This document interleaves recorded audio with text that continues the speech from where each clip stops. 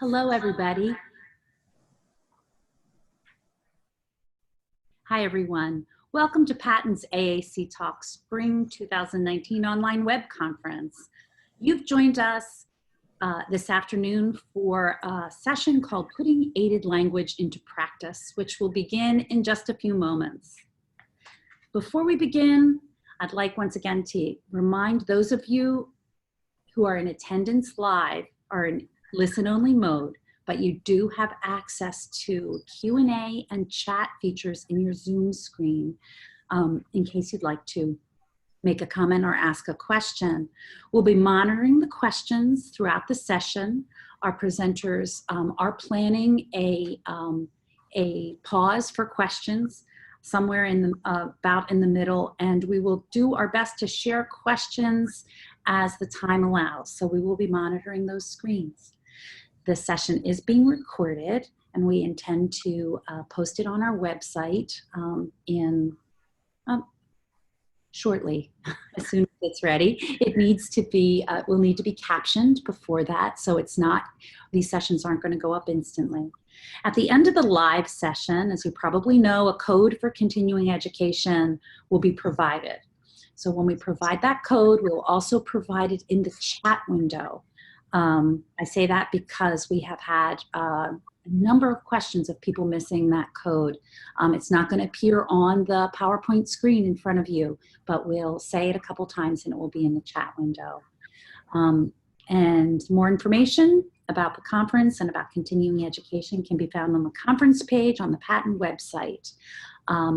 In the chat window, you can already see a link to the conference page and a link to the session page where you can get the handouts for this session if you're viewing it live. So welcome to Putting Aided Language into Practice. We are very pleased to have as our AAC Talk speakers Melissa Hoy and Rachel Smithman from Saltillo. We're so glad to have them. They will tell them a little bit more about themselves.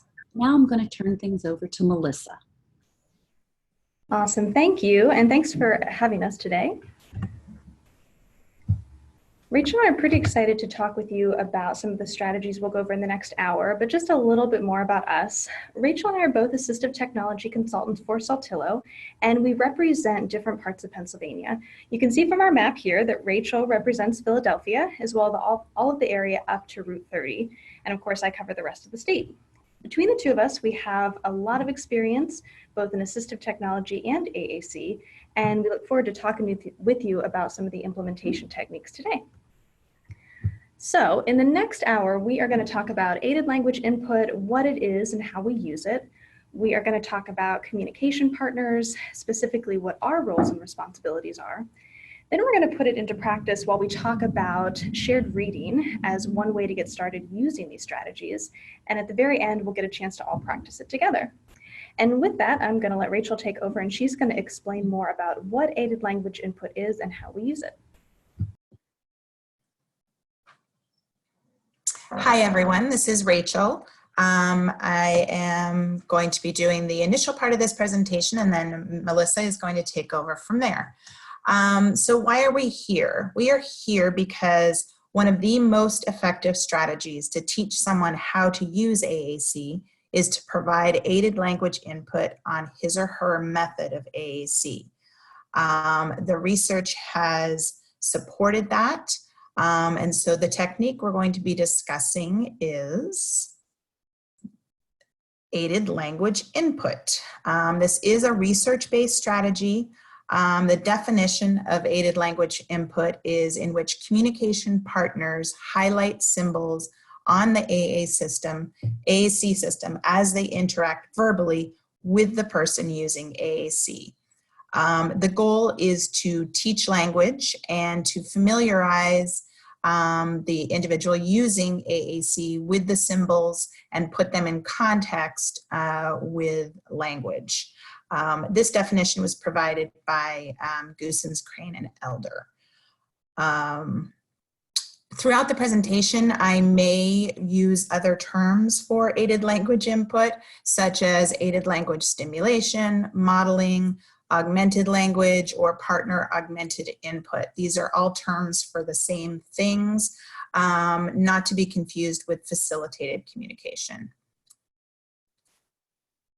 I'm going to show you a quick video here that outlines, it's a video by Chris Bugay, and you may have seen it before, but it does a really nice job of explaining in really easy terms what exactly aided language stimulation is. So let's go ahead and play this.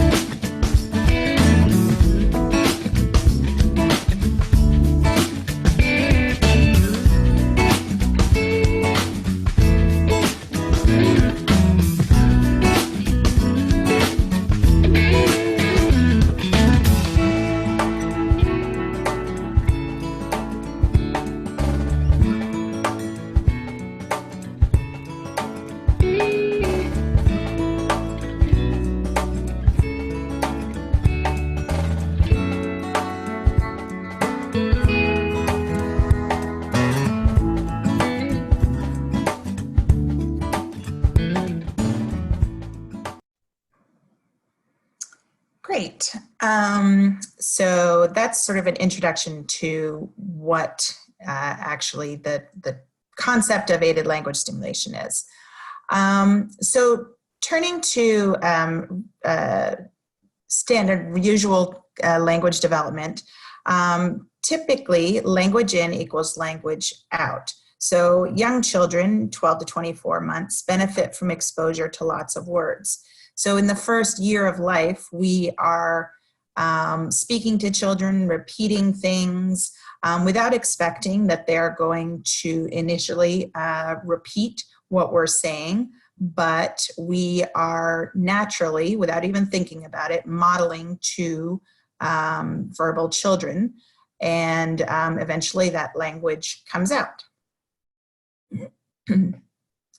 So the idea is that we're going to replicate that and touch and talk AAC to teach AAC. Melissa, can you go forward? So similarly to how we do it naturally with verbal language, you've got your communication partner who's going to use the device, plus the person using AAC, and then the goal will be to develop language using AAC naturally. So how do we typically learn language? So as a child, we're exposed to constant communication by others, parents, siblings, extended family, peers, and we hear the words from lots of different people, and includes repetition with a lot of variety. So we repeatedly hear the same words over and over and over again. So let's look at a couple of statistics. So 4,000 to 6,000 is the number of words a typically developing child hears per day. Now, how many people think that this many words are being modeled daily on an AAC device? I'm going to say nobody thinks that. 500 is the number of times a typical child hears their first word before he or she says it. But in the AAC world, typically 50 to 150 times is the number of times a word was modeled before the child started using it independently. 1 year is how long we're typically immersed in language before we expect to hear a word. And yet, we typically expect that a child using AAC to use the device independently immediately. So we sort of have to rethink our expectations on that. 36,500 is the number of hours a typical 9 to 12-year-old has been exposed to and immersed in oral language. But it would take 701 years at twice a week for 20 to 30 minutes is how long it would take for a child to obtain the same amount of language immersion on his or her device as the 9 to 12-year-olds. So let's see a little bit of modeling in action here.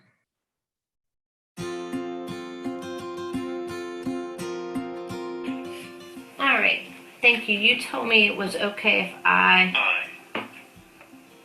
turned on my camera on my iPad. So on my iPad, I turned on my camera.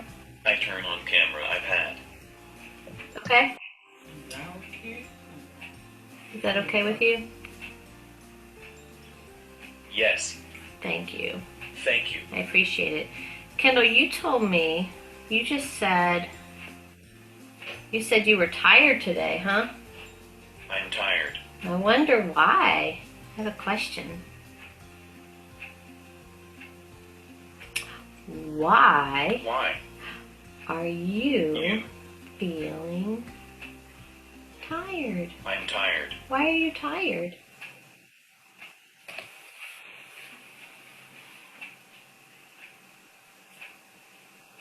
Yes. Yeah, I wonder why you're tired. Let me see. Are you tired because you had too much driving? Was there too much driving today? Drive. You drove a lot. So much. You had a big drive to get over here, huh? That was a long drive, right? That's so funny. It took a lot of time. Are you happy to be here, right? Looky here. It took a lot of time to get here, huh? You had to wake up early this morning, huh? Yeah, it took a lot of time. Yeah, you had to get up early in the morning this morning. Yeah. Morning. Yeah. So you had to wake up and get out of bed. Yeah, you had no more sleeping, huh? Oh, no, that's not good. Don't get to sleep. Don't. You're funny. Don't sleep. Poor Kendall. No sleeping this morning. Look, let's see. Morning, don't sleep. Morning, don't sleep. Poor Kendall. So sorry. So a couple of things to note in this video. You'll notice that by modeling on the device, we're not necessarily saying that you are going to not speak to the individual verbally who's using AAC. And you're also not going to necessarily be modeling every single word that you're saying. You're choosing keywords throughout the conversation to model to help map that conversation and those words to the device.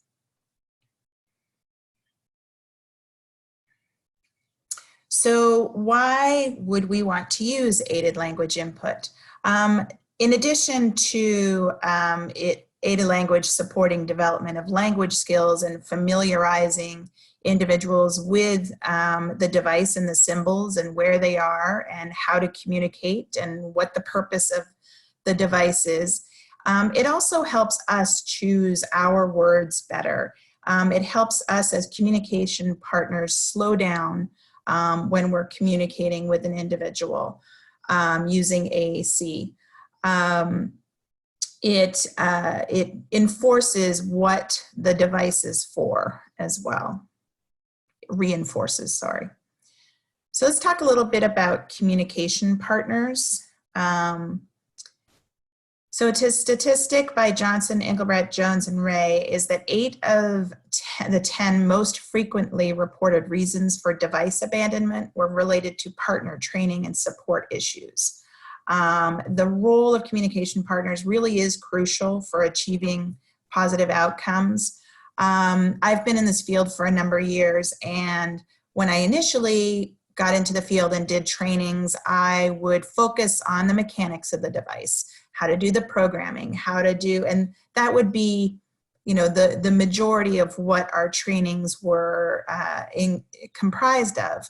But now I find that when I go out, if I have an hour, if I have a couple of hours, even if I have, you know, have a short period of time to do training, I try and focus as much on the communication partner training as possible, and talk about modeling and talk about aided language input, because it truly is just as important as the mechanics of the device.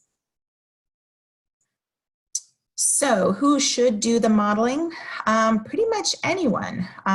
Is it the teachers, the paraprofessionals, parents, other caregivers, siblings, classmates? All of these spouses can be modelers. And again, that's part of when I go out and work with teams, we identify who in a classroom, who would be a great person to be a modeler, or is it going to be the teacher or the paraprofessional? So these are the people that we want to focus on. So some common traits of us as communication partners currently is that, and based on research, says that we, when communicating with an individual using AAC, typically take most of the turns. We end up asking a lot of yes and no questions.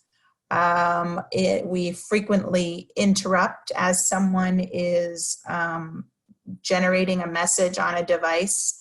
So oftentimes trying to fill the silence, we will guess or jump in and talk while someone is focusing on generating a message.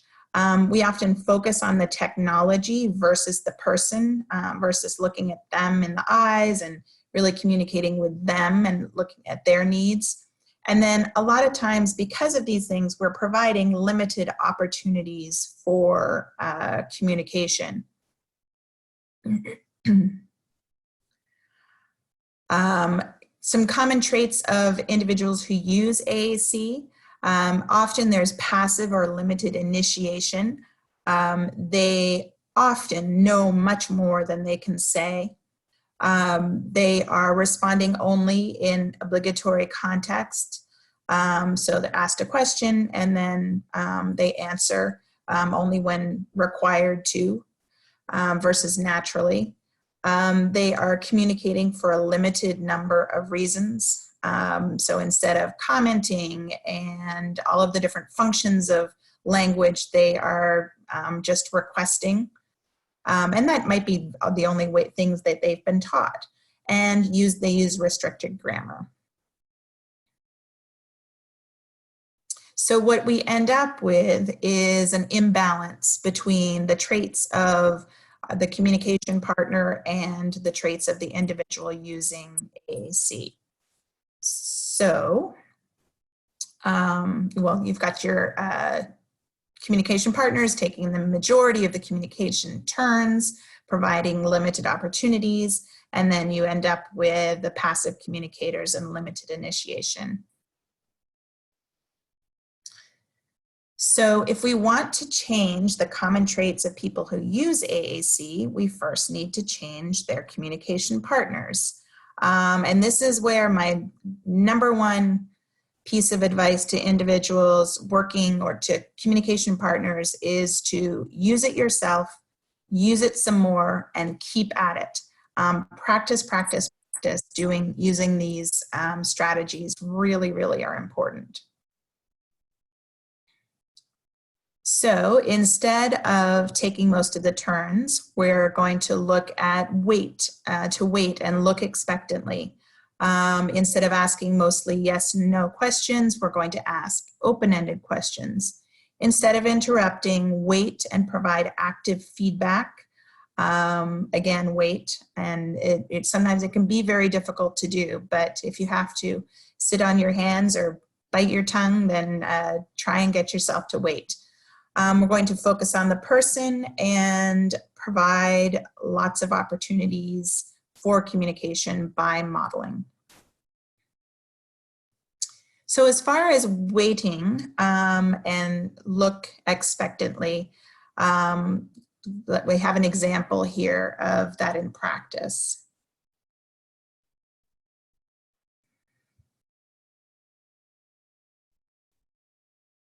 Is right here above go. What would you like for me to do?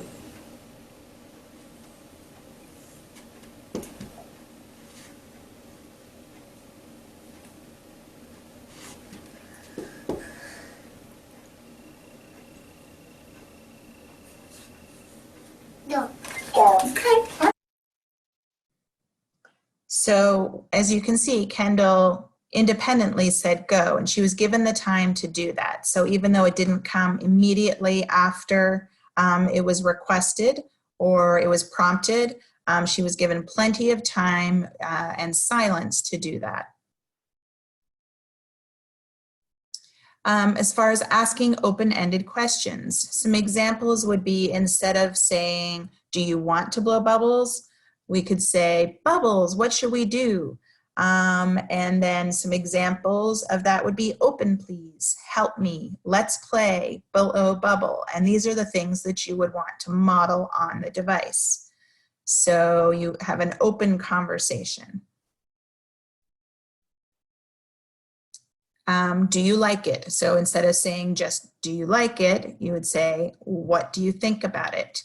And then you can model, I don't like, or it's boring, or it's yucky, or it's sticky.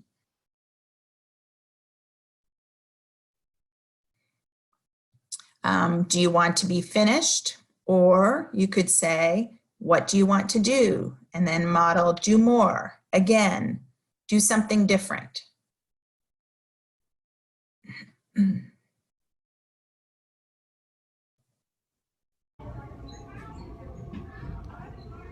Yo, ¿cómo?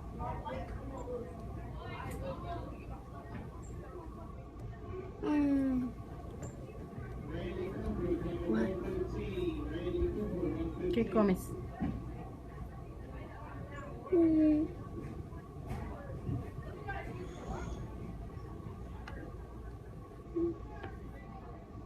Hamburguesa con queso. Hamburguesa. So you can see in this example that the time was given, an open-ended question was given, and gave the opportunity for communication. If you need a little assistance framing your questions, and if you could benefit from a script and would like some ideas, if you go to saltillo.com under our implementation and chat corner tab, there are some examples in there. So this is an example of a some words to use with the bubbles activity. So you've got your core word vocabulary, and then you could have your script and then phrases and sentences to model on the device. I highly recommend using this, this resource. I use it all the time. Provide active feedback. So let's just take a look at what this looks like. You could say, I love that. Awesome. Yeah, tadpole in the egg, right? Look, what do you think? Do you think that that's awesome? It's cool? Congratulations. Well, thank you. I would just say that to the frog because he laid a bunch of babies. Yeah.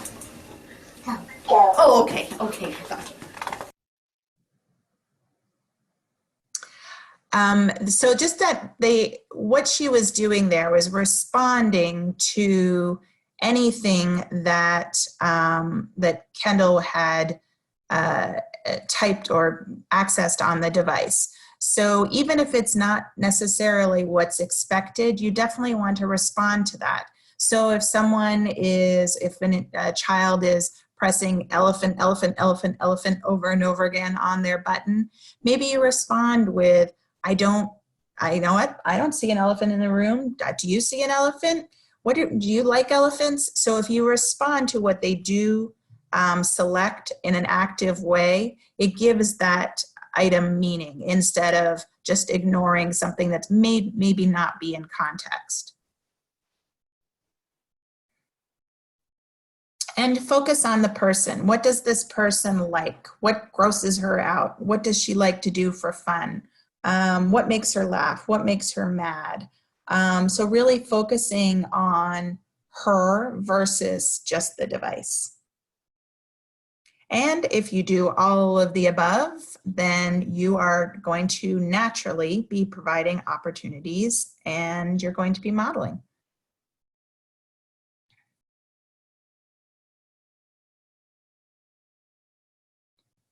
Yes, the Moving Beyond Word Master Sheet is on our website. So that handout can be accessed via saltillo.com. And if you go to Implementation and Chat Corner, you can find that handout there. And there are multiple examples and there are some blank sheets as well. So to start modeling, take a moment to think and plan for the day. Start small and build. I often, when I'm working with families and teams, initially I tell them, give yourself small goals. So your first goal will be, I'm going to model, 2 things per day. And then the next day, I'm going to model 3 things per day. And take a walk through the day to see if you can find opportunities, like in the short video, go, mine, things like that you can model. So don't worry about jumping straight to modeling every word, everything all day long. Plan it, come up with vocabulary that you're going to model that works within the individual's day, and then practice. So speaking of practice, I'm going to hand the presentation over to Melissa, and she's going to give us some practical examples. Awesome, thanks, Rachel. Want to answer some questions here? Yeah, actually, I want to address 2 questions. One came through the general chat earlier. It was talking about, we were giving some statistics at the beginning, so kind of giving you some numbers to consider. And the first number we threw out was 4,000 to 6,000, which was the number of words that typical children were exposed to in their first year, I believe. The question was whether or not there was a correlating figure for those who use AAC, and there actually isn't. The closest data we have right now was shown in that next slide, where we showed that a word had to be modeled between 50 to 150 times before we saw a person who uses AAC using that word spontaneously. So not really comparable to that 4,000 to 6,000, but that's really the closest thing we have right now. So I think just to put it in perspective, like Rachel said, typically with our kiddos who use AAC, we're probably not modeling that 4,000 to 6,000 every day. And that's okay. That's definitely not a goal you should strive for. But it does put it in perspective as to how much all of us modeling throughout the day is really necessary. Let's see, and then Rachel, you answered the question about where to find our resources on saltillo.com. The last question is, let's see, Is there ever an appropriate time to provide feedback by saying no, or that was a nice try, but, for example, working on grammar with a teenager? Yes, good question. I would say for active feedback, you're still providing feedback, and there are going to be times where sometimes you can't make that fit the context. I think it's totally appropriate to be able to kind of move and transition onto something else. And Rachel, I don't know if you have other thoughts on that. No, I think that you can do both. I think that you can respond to what someone says, even if it's not in context, but also provide feedback. You know, that's not what we're talking about right now. But as long as you are responding to it and realize that it does have meaning, even if it is incorrect, you can absolutely provide feedback on that item and say, no, that wasn't the right answer, but let's model the correct thing. Awesome. Okay, and then we had one more question come through, whether or not we have a bibliography on the resources studies referred to. We do. If the links are not, or if the resources aren't provided in the handout that we have, we do have our contact information at the end, and I'm more than happy to send out those citations for you. Great questions. All right, so keep them coming if you have them. In the meantime, we're gonna transition and figure out how we're gonna take all these wonderful strategies that Rachel talked about and how we're gonna put them into practice. So one of the first questions we get at this point is, what are we going to use to model? And there's a few different options. These are just some ideas. Probably the most convenient way would be to use the person's device. Obviously, in an ideal setting, we'd have a mirror device that looks exactly like the device we're using, and we could have a side-by-side comparison.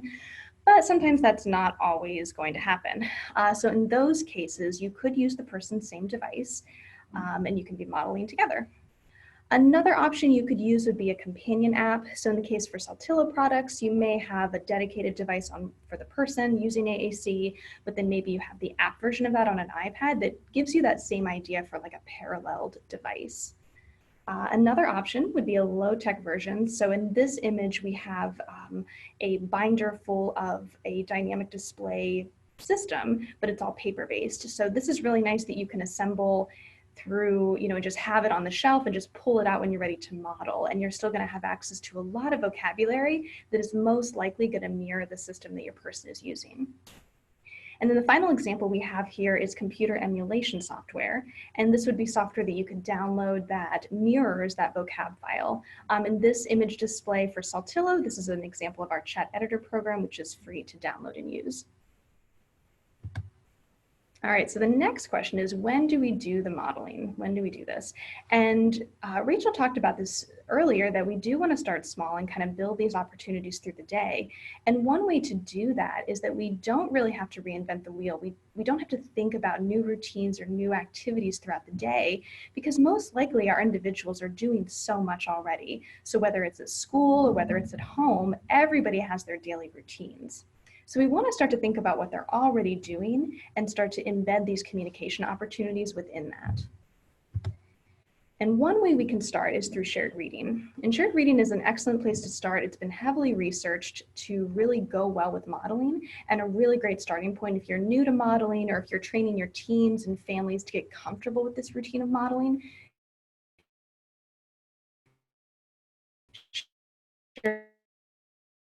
Reading is a great place to start. Why we learn reading is rich. A lot of the stories that we're looking at can be very predictable and very repetitive, and that's really great on a twofold aspect. One, it's really great for us as the communication partner, because I can model the same words on every page, and that's really great. Another great thing is that our people who are using AAC have that opportunity to get lots of repetition in as well. Another great thing about shared reading is that it does occur regularly, both at home and at school. One of my favorite things is that it minimizes other motor skills. So instead of having to worry about all these manipulatives and toys and trying to run around and model on a system, you can sit down with a book, with a system, and model right away.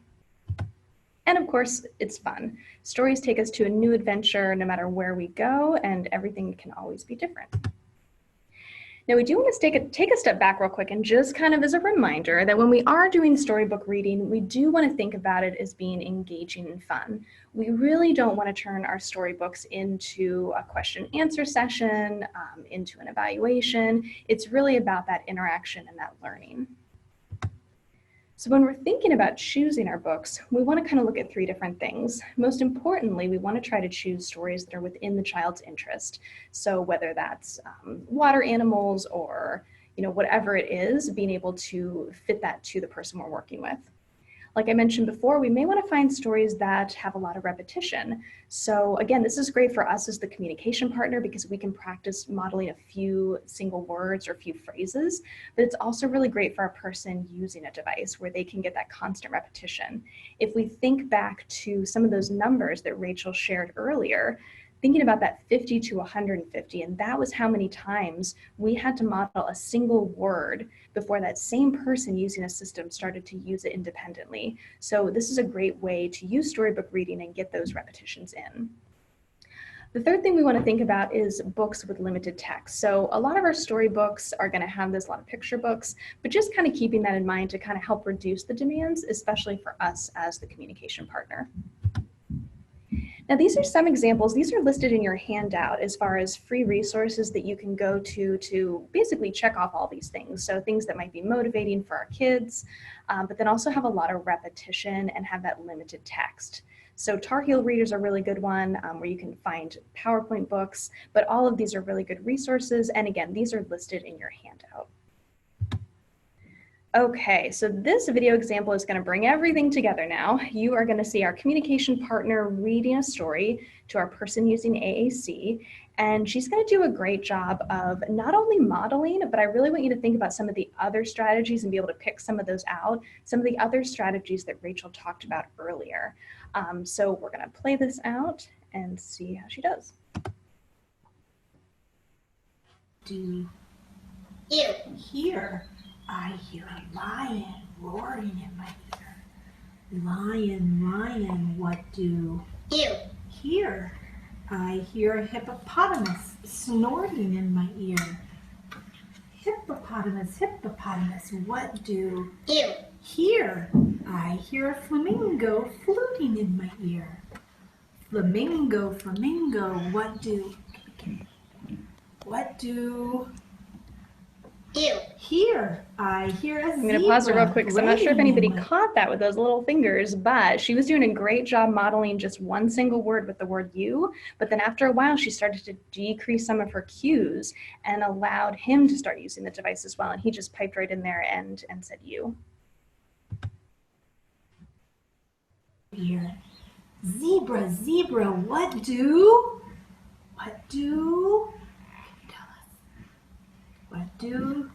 hear? I hear a boa constrictor hissing in my ear. Boa constrictor, what do you didn't get it? You hear? I hear an elephant trumpeting in my ear. Elephant, elephant, what do you hear? I hear a leopard snarling in my ear. Leopard, leopard, what do you hear? I hear a peacock yelping in my ear. Peacock, peacock, what do you hear? I hear a walrus bellowing in my ear. Walrus, walrus, what do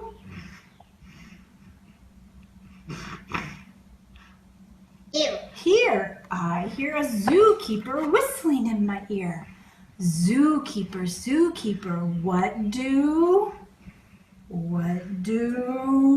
you hear? I'm going to pause it there. Another thing you probably noticed is she does a really nice job with that expectant delay or that wait time. And Rachel talked about that strategy a couple minutes ago. Sometimes there's not always a rule of thumb. Like Rachel was saying, you might have to kind of sit on your hands because we're really uncomfortable sometimes waiting. But she did a really nice job setting that up. Another thing that sometimes to think about is when we're thinking about that expectant delay or that waiting is sometimes we're not really sure when do we keep waiting or when do we move on. And this video, if you caught it, does a nice example of both where she did some nice waiting where she saw he was about to go for some words, so she backed off. And then there were some other times where he was trying to turn that page and he was just not interested in communicating. So she just went ahead and modeled and moved on. So two really great examples of where, using kind of knowing your person, knowing your student, your client, your child, and being able to gauge your strategies from that.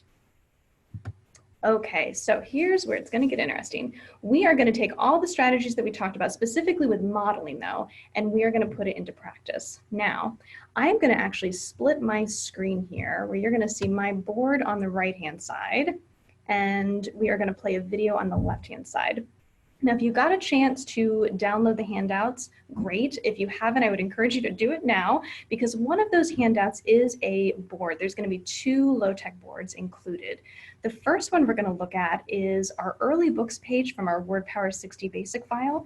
And this is going to be based off the Brown Bear story. So you can see right at the first glance, there's a lot of vocabulary that we can model all within one page. What we're going to do is I'm going to play the video on the left-hand side of someone reading our Brown Bear book out loud. And what I'm going to do on my board is model for you live and show you what that can look like all together. If you want to, you're welcome to follow along using your handout. If you're new to modeling and just want to model one word at a time, totally fine. You might want to model the word see or I, or maybe turn page.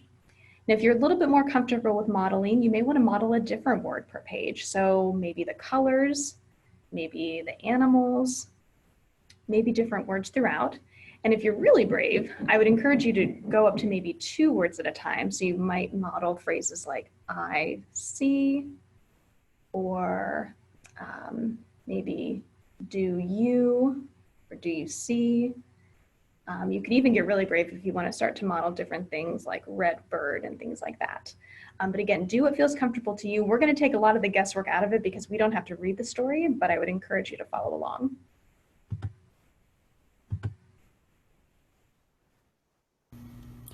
Okay, let's read Brown Bear, what do you see? Brown Bear, what do you see? Look, there's the brown bear.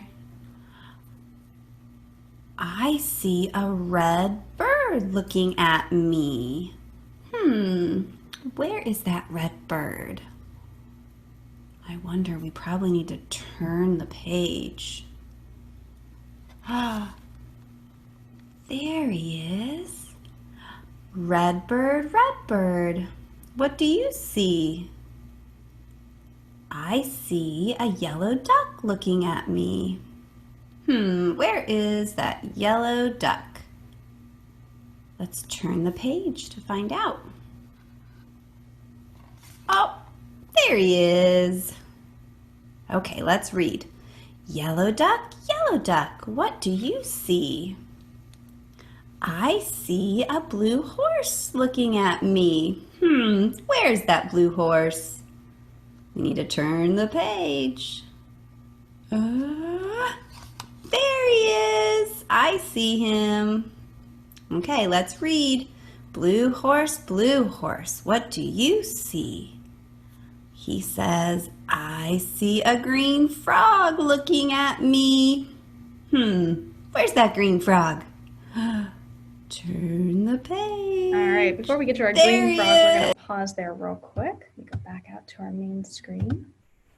So hopefully we got a chance to at least follow along or model with that with your using your own board. But one thing we want to point out is that using an early books page or a theme page is a really nice starting point sometimes, especially if you're just learning how to model and are trying to coordinate everything with a new routine like that.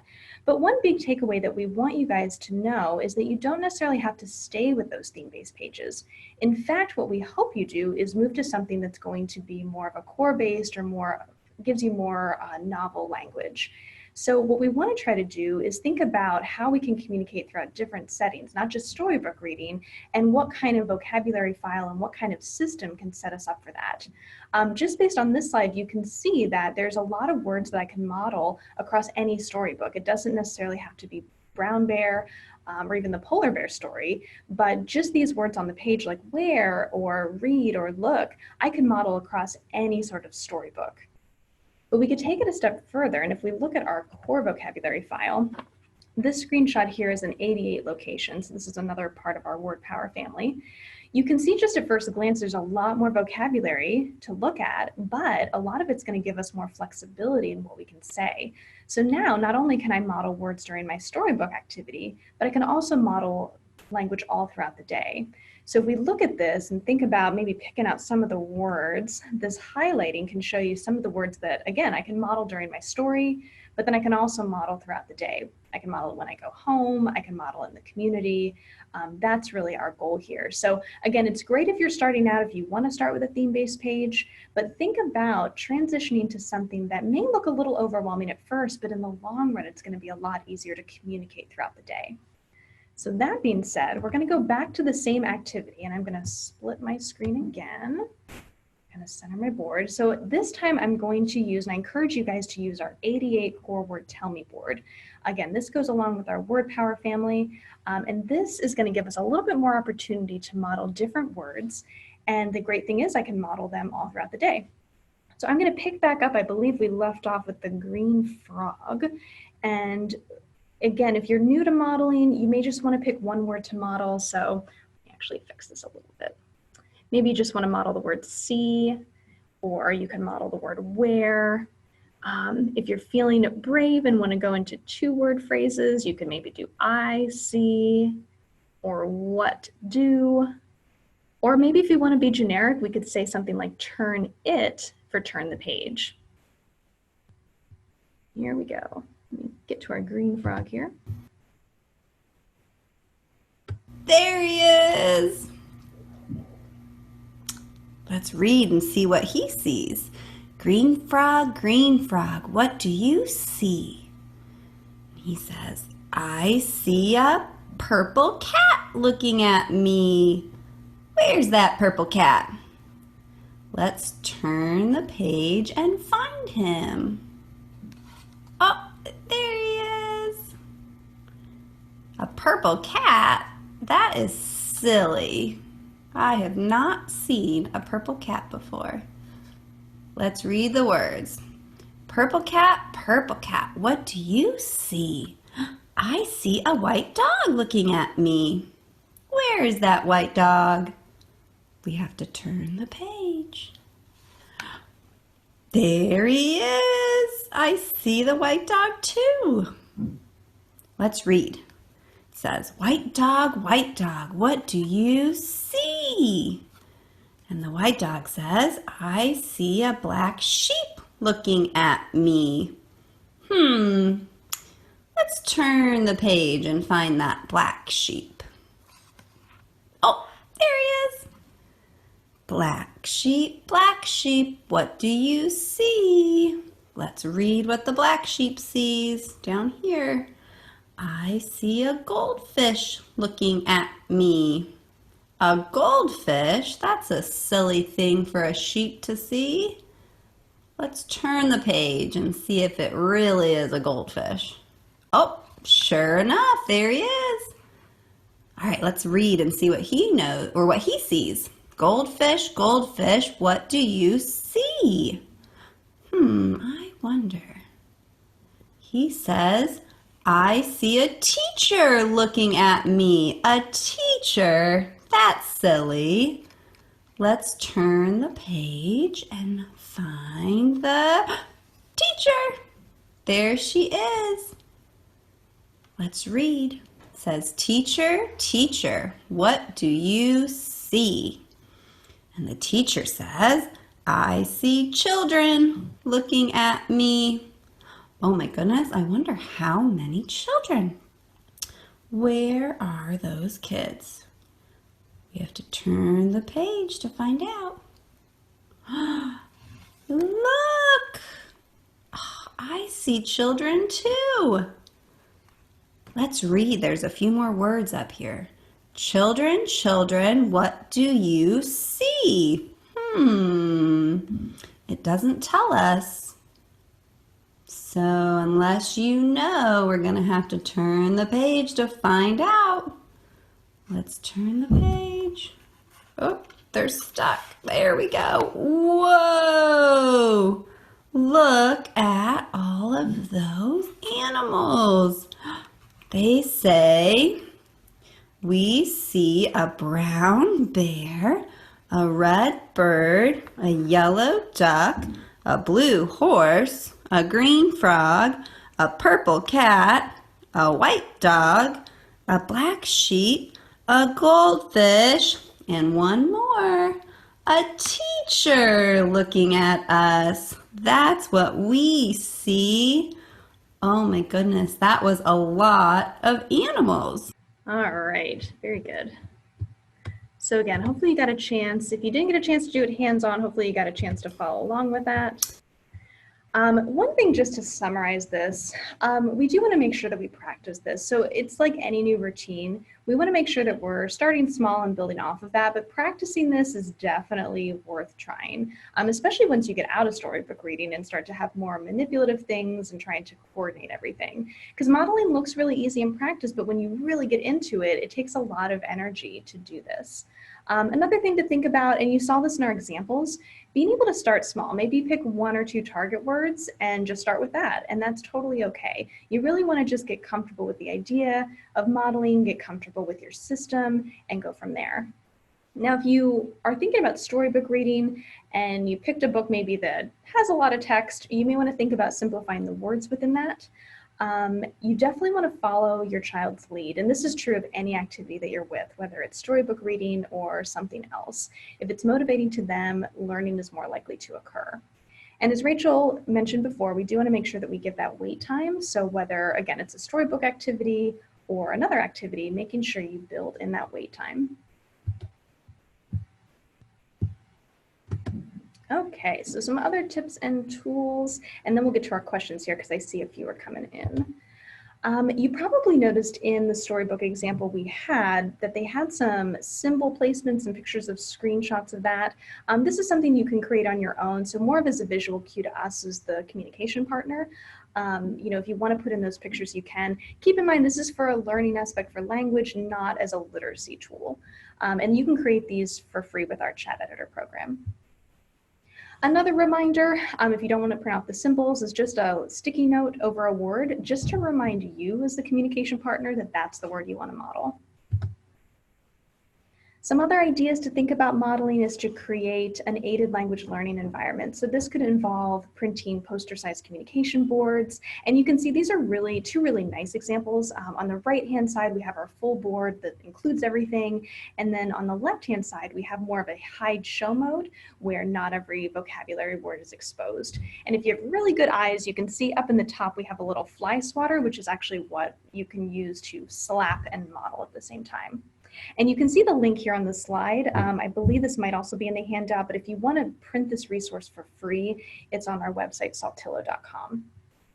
All right, so just like any new routine, anything new that we start, we want to dream big, we want to start small, but most importantly, we want to act now. So we're going to take a break here, and I see a lot of questions coming in, so let me go through here. Let's see, so first question is, and feel free, Rachel, to pipe in here. How important is it to teach visual symbols for vocab words? Do you do that while modeling? I guess my thought to that, if I'm understanding it correctly, is it kind of comes with the modeling. So if you have a visual support system with printed words, you're kind of doing that all together. And Rachel, I don't know if you have other ideas on that one. No, I think that it's whether are you talking about what the symbol is for while you're modeling. I guess I think that with repetition of where the button is and that you're pressing it and you're reinforcing with verbal language, and there's a result of pressing that, modeling that button, I think that you're tying the visual symbol to the word at the same time. I think that answers your question. I'm not sure. Let us know if it doesn't. Another question, I noticed that the animals were Velcroed to each page. How do you do that? So again, that's using our chat editor program that we talked about. There isn't a specific version that you necessarily need to download. I would always recommend downloading the newest version. Chat editor is a whole different kind of conversation as far as what it can do, but if you're using it just to print out screenshots of stuff, the newest version would be great. As far as chat editor, if you want to make sure that those early books are in there, those early books pages are in there as part of the Word Power 60, I want to say that those were probably version like 2.12 or later, right up there. Would you agree, Melissa? I think so, yeah. Again, if you download the newest version, I think we're up to 2.19 by now. We had, again, that's a kind of a bigger conversation as to why there's so many, but just whatever the newest, highest number you see is, go ahead and download that one. And you'll definitely have those early books pages. Good call. Another question, or comment. I've used highlight tape in books over core keywords. It peels off easily. I like that idea. Yeah, great idea. Yeah, so instead of having to like write over your Post-it notes, you could just use some highlighter tape. Great, I love it. Great, so at this point, I don't see any other questions. If you do, we have a couple more minutes to answer those. You can see here, we have our contact information. So for anybody that wanted any other citations or something that we talked about that isn't in the handout, you're welcome to email either Rachel or I, and we can provide that to you. But we thank you guys for letting us come and present to you guys today, and hopefully you have some good strategies in your toolkit moving forward. Thank you, Melissa and Rachel. This was really terrific. You got great questions. I do want to point out the comment that for a lot of us who do trainings, that seeing the way you used the did the modeling with the split screen was a new idea that a couple people pointed out. So that's really awesome. Thank you. Oh, good. Yes. Yeah. Okay. Well, I think that we don't see other questions coming in, so we will wrap this up with a great big thanks once again to Melissa and Rachel. Some very nice ideas and resources there, and I hope people will feel free to contact them if there's something in particular you saw that you would like some clarification on. So I will give you the code for this particular session. The code is, I'm also getting myself ready to put it into the chat as well. The code is 1188, 1188. Thank you.